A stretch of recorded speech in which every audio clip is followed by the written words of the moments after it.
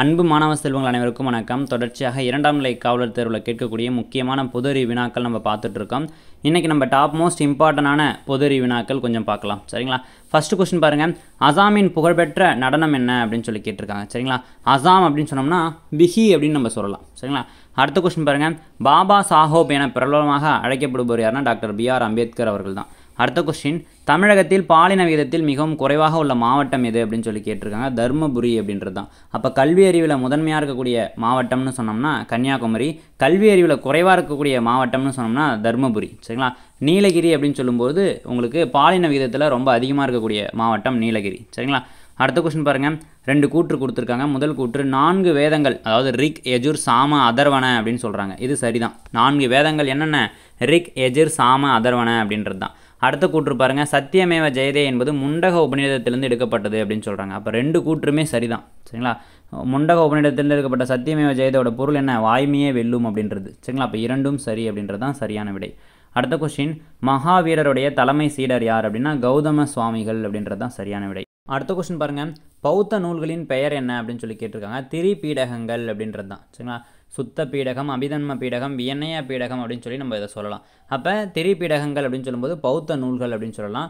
அங்கங்கள் அப்படின்றத சமண நூல்கள் அப்படின்னு நம்ம சொல்லலாம். அடுத்த கொஸ்டின் பாருங்கள். சமணத்தில் எத்தனை தீர்த்தங்கரர்கள் இருந்தாங்க அப்படின்னா 24 தீர்த்தங்கர்கள் இருந்தாங்க.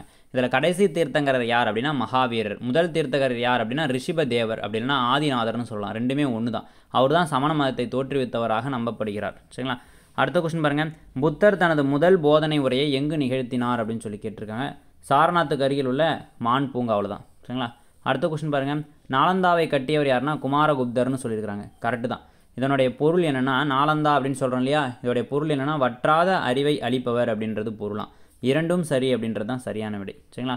நாலந்தா, விக்ரமசீலா ஆகிய பல்கலைக்கழகங்களில் பிற்காலத்தில் யார் இடிப்பா? பக்தியார் கில்ஜி அப்படின்றவர் தான் இடிப்பார். சரிங்களா? அடுத்த கொஸ்டின் பாருங்கள். மௌரிய வம்சத்தின் கடைசி அரசர் யார் அப்படின்னு சொல்லி கேட்டிருக்காங்க. பிரகர்த்ரா அப்படின்றவர் தான்.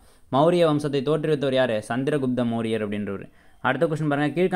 கீழ்கண்டவர்களில் கௌதம புத்தரின் சமகாலத்தவர் யார் அப்படின்னு சொல்லி கேட்டிருக்காங்க. அஜாத சத்ரு அப்படின்றவர் தான். அப்போ புத்த சமய மாநாடு, முதல் புத்த சமய மாநாட்டை தன்னுடைய தலைநகரான ராஜகிரகத்தில் நடத்துகிறாரு இந்த அஜாத சத்ரு. சரிங்களா?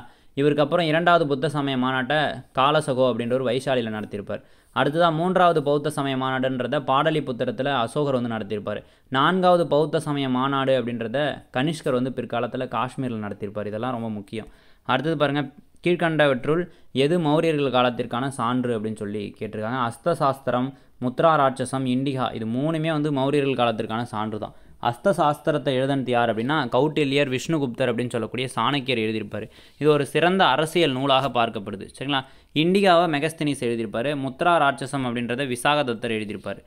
அடுத்த கொஸ்டின், உலகின் பெரும் மருந்தகம் என அழைக்கப்படுவது எதுனா வெப்பமண்டல மழைக்காடுகளை தான் உலகின் பெரும் மருந்தகம்னு சொல்கிறோம். அடுத்த கொஸ்டின் பாருங்கள். மாநில விலங்கு அப்படின்னு சொன்னோம்னா வரையாடு, நீலகிரி வரையாடு.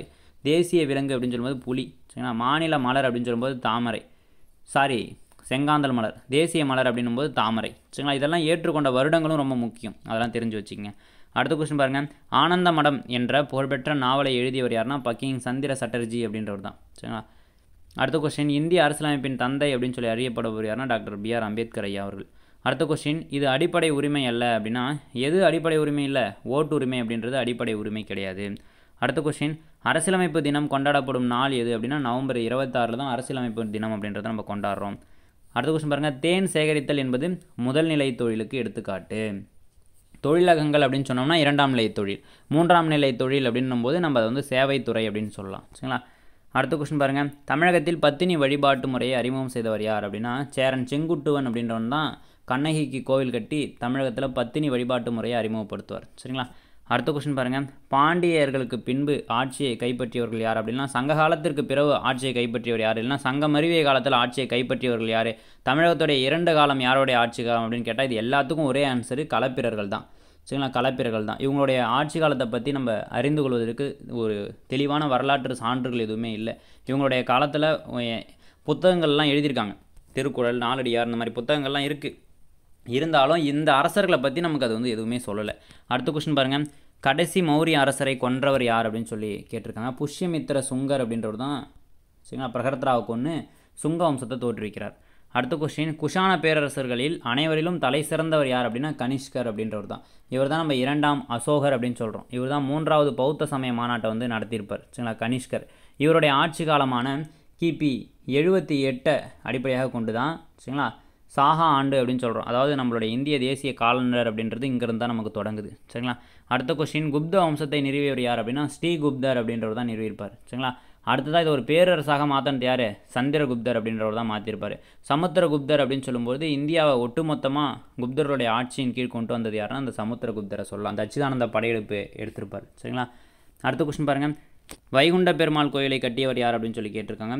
2ஆம் நந்திவர்மன் அப்படின்றது தான் சரியான ஆன்சர். அடுத்த கொஸ்டின், இந்தியா டேஷ் உற்பத்தியில் முன்னணி வகிக்கிறது? மைக்கா உற்பத்தியில் முன்னணி வகிக்கிறது. இது வந்து புக் பேக் கொஸ்டின். சரிங்களா. அடுத்தது பாருங்கள், அச்சக்கோடுகளின் எண்ணிக்கை 181. சரிங்களா. மக்களாட்சியின் பிறப்பிடம் கிரேக்கம். அடுத்த கொஸ்டின் பாருங்கள், தேசிய ஊராட்சி தினம் அப்படின்னு சொன்னோம்னா ஏப்ரல் 24 கொண்டாடப்படுது. அடுத்த கொஸ்டின், பல கிராமங்கள் ஒன்றிணைந்து உங்களுக்கு ஊராட்சி ஒன்றியத்தை வந்து ஏற்படுத்துது. அடுத்த கொஸ்டின் பாருங்கள், ஒளி செறிவின் எஸ்ஐ அலகு அப்படின்னு சொன்னோம்னா கேண்டிலா அப்படின்றது தான். சரிங்களா. இதுவே டெசிபல்னு சொன்னோம்னா இந்த ஒலி சவுண்டுக்கு.